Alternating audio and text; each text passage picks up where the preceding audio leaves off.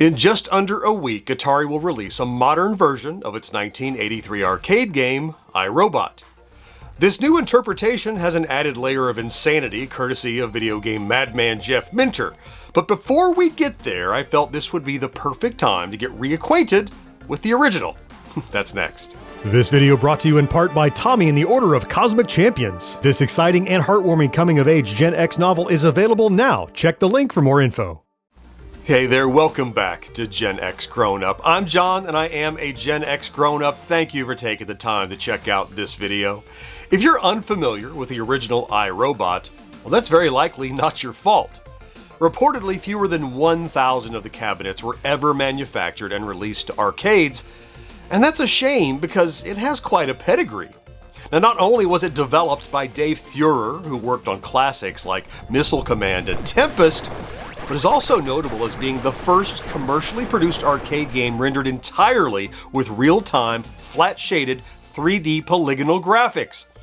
Now, at the time, iRobot received negative reviews and was a financial flop for Atari, but in the intervening years, it has been recognized as the landmark title that it is, and was even included in the Atari 50 collection back in 2022. So, to get us all ready for the 2025 modernized version headed our way, let's travel back to 1983 and get better acquainted with the original. Okay, here we are in iRobot, and normally I would start a game. This is the first time I've done an arcade game here on Friday Plays. Normally I would start the game by talking about the difficulty switches and the instructions, but you don't have that because it's an arcade game, or do you? One of the many things that makes this game stand out for me is before you even put in a token, you can start tapping the fire button and see these hints. You know, things that you need to know about the game before you've ever played it. In addition to, there's a great instruction manual that kind of rolls through if you just leave it in the attract mode, which we're going to do. We're going to let it get into that. Overall, the game, there are 126 levels. The goal is to turn the red blocks blue to bring down the shield and defeat the eye. That's the overall goal. So here's the attract mode.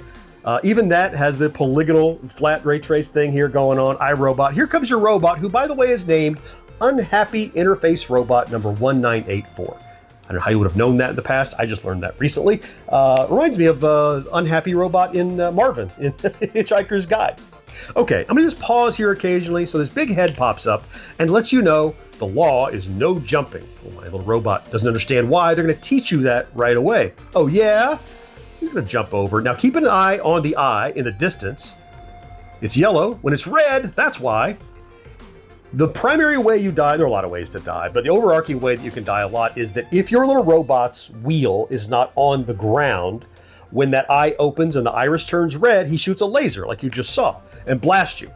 So once they teach you that, they start to show you touch red to zap the shield. So in the distance, you see this gold shield with the number coming down. It says reds. That's how many red tiles are remaining for you to roll over. Once you've done all but one, there's one left, you go over there, you grab it, shoot the eye, and you finish the maze level. Now we go back and forth between a maze level and this outer space level where you have to shoot down these Tetris. Now I'm not playing, this is all still the attract mode that teaches you how to play the game. So as you get bonus if you shoot them all, it's going to teach you don't run into solid objects. So that's the attract mode. They really taught you all the basic rules. Now there's a little more to know and there are more cool things to discover in the game. Before we start the game, I'm going to get into the ungame, which a lot of people talk about in this that I think is really cool. And they say, tired of video games? Burned out on mass destruction? Try Doodle City. So I'm going to put in a coin and hit start. I can choose iRobot the game or Doodle City, the ungame. Hit start and jump in here. What this is look, the team was so happy that they created this interface, this method of creating objects that they want you as a user to be able to play with them. So you can pick them, you can rotate them, you can hit the start buttons to spin them or change whether you're painting or not. If you hit both start buttons, you have all these options like, do I want to turn the music on? Do I want the instructions on the screen or not? Further, you might notice that it now says return to game lives 2. Now the lower left is a timer. So you can play this Doodle City ungame for about 3 minutes. For every minute you spend, it costs you a life. So you could play around for a minute and then jump into the game with a reduced number of lives. Or you could just play for 3 minutes, because arcade games' jobs were to get your money in about 3 minutes and make you put in more money. So what I want to do is let the time run out, and then we're going to jump back into the game, the real game, and take a look at the extra things there are to see before we go for a points run. All right, we're back at the title screen. I'm going to put in a coin, hit start, and we're going to go into the proper game. So the first really cool thing they teach you with the instructions is using the start buttons, you can control your view on the map. Now notice in the upper left, it shows the multiplier. So it's half points if you're zoomed way out. If you zoom into a moderate level, you can get a ×1, a little more, you get a ×1.5. All the way in, you get a ×2. Now you can't see the map, but you get a bonus multiplier. Now for the case of this tutorial, I'm going to zoom out really far. And you know that you can jump if there is a flashing column. So you can see to the left or right of me, there's a flashing column. I can choose to jump there. It actually builds a bridge between the two. I jumped, the red eye was up because I was busy talking to you. We'll do that again. So we'll come up here and we'll choose to jump and we'll create another column. Neat. And you'll notice as I'm rolling over these reds, it's decreasing the shield of the eye. Now the birds, you can shoot. Your fire button is there so you can shoot. So you can blast those birds out of the sky. The farther away they are, the less points they're worth. So if they're really close to you, I think you can get up to 500 points maybe. Let's see. Yeah, 500 points is the most you can get for those. So before my time runs out, I just want to get far enough to show you a couple more unique elements of the game. It looks more complex than it is. Now that I have all but one on the shield, get the last one, shoot him. The quicker you do that, of course, the more points you're going to get. We did it very slowly, and then out in space we go. Now, you get bonus for shooting all these tetras. It's kind of like a challenging stage in Galaga, but except it's risk. You can actually die on these challenging stages and lose men, so you're going to be careful. And then finally, you have to make sure you land properly on the yellow area, or you'll die there too. So let's zoom out a bit. Here's an example of how the levels start getting more and more intricate. There's a limited number of places I could jump, but as I jump, you see I'm building this map, so I have these little hops I can make if I need to. Wait for the red eye. This was a lot of back and forth, a lot of opportunities to get some birds in mid-flight as I'm flying across. Always keep eye out for when the eye is red. We're down to the last one, so let's hop across. Boom. I wanted to get to this outer space section to show you another interesting bit, is that in outer space sometimes there are floating letters to collect. They're going to spell out iRobot, I suspect. Some kind of bonus, I'm sure, available. There's the eye. There's some bonus there. And the more you collect of them, I'm guessing it's going to build up. If you spell them all, maybe it does something. I never got that far, like I said. And then finally, I want to get at least this far to show you another element, which are these teleporters. So if you choose to hop into them, kind of like Tempest, Dave Theurer, I can choose to take a jump. Let's move on to level 4 or level 5. I get a 20,000 point bonus, but I go to a harder level. So of course, that's a way to move ahead your score, but it's going to get much tougher when you do that. So I'll just leave it on 3. We'll just stay here. And you've really seen, except for the pyramid at the end, which I'll show you in my playthrough, the other element that you can get to. So that's really all there is to know about iRobot. Change things red to blue, don't run into stuff, shoot the bad guys, kill the eye. That's it. Okay, now, of course, I am going to do a points run. I'm going to try to play a little bit while I talk about this. However, before I do, I want to talk to you a little bit about our merch store, as I always do. Over at GenXGrownUp.com/merch, you can get hats and tees and pins and stickers, all kinds of cool, nerdy, and pop culture designs.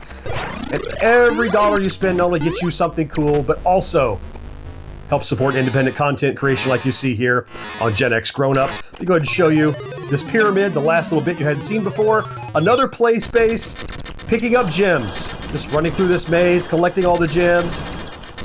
And also destroys the eye. With that, I'm just going to go ahead and kill my robot so that we can put in another token so that we can play the game properly and do a points run and see how well I can do. Oh, I got a decent high score. Well, an okay high score. I'm going to put in my GXG. Got it. Great. Token in. Hit start. We're going to pick the game, of course. Wish me luck. And I'll zoom out a bit so that you can see what we're seeing here. Now, you've seen this level already, so I'll kind of try to be peppy about it. Watch out for the eye, of course. Hop across this side. Doesn't take too long to do this first level. Wait for the eye, because he just turned. There he is. Hop across. Shoot him. Great. Quick, easy, no problem. Into space we go. Try to shoot all the tetras and avoid all the asteroids as best we can. I can usually get about 25,000 to 30,000. Higher if I take a teleport. I tend to not take a teleport, and I tend to not rush through the game to get bonuses because I'd rather see more of the game. Make sure I land properly. I'd rather see more of the game than get a high score. I guess in this case I'm trying to get the high score, so maybe I should, but I'm one of those guys that just likes to see more of the game. I want more time for my token than I do want high score for my token. I guess it depends on what kind of mood you're in on that day, you know? Get some birds. Watch out for the red eye. Here we go, jump. Whenever you jump across, make sure you're blasting because you're liable to get a few birds. No red eye. There we go. Watch out, bird. And that's it. Finish him up. Boom. Now you saw this far a second ago, so we're just about to move past the area that we played through in our little walkthrough to see new stuff. I do like the kind of slalom thing here. Go back and forth. Dodge left and right. There's the eye. Let's get the eye. Got it. Little bonus. Make sure we land properly. Big bonus. Oh, I think we got an extra bonus. Yeah, best space score. Nice. Okay. Not going to teleport. Just take a second here. Let's clean this up. Let's wait for these rings to move. They'll move way away from us. There they go. They'll do this part, and then I'll come around and do the other part in a second. Wait for the eye. Yep. Get this part. All right, come back around and get these before this ring comes. Whoa! I jumped right into that ring. That was bad. I lost a life already. All right, no problem. We'll come around, finish this off. I leapt instead of just picking up. There we go. Wait for the eye. All right, this is the part where we collect the gems. In we go. And I want to get at least level 4 to show you that giant head again, because you get to shoot that giant head as he shoots these spikes at you. Nice. I think one more outer space and one more main. Whoa! Almost missed that first one. You gotta watch out.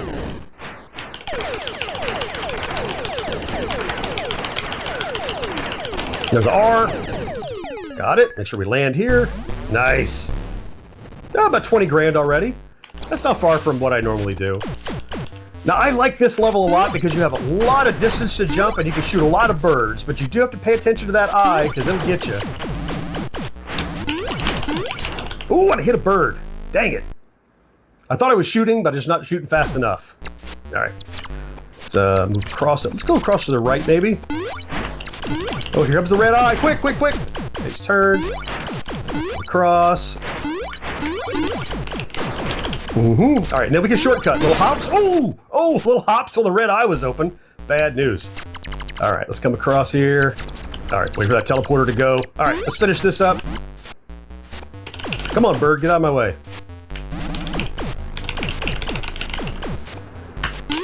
No more eye. Got that bird. Right here.